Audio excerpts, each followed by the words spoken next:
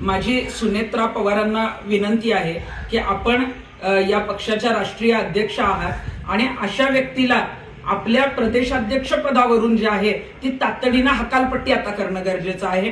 अशोक खरात याचे जे संबंध आहेत ते अनेक मंत्र्यांशी अनेक राजकारण्यांशी आहेत, त्यामुळं अनेकांचं पितळ उघडं होऊ शकतं, अनेकांचे जे आहेत त्याच्याशी संबंध जे आहेत ते पुढे येऊ शकतात। म्हणून कदाचित जे आहे ते अशोक खरातला संपवण्याचा डाव पण होऊ शकतो।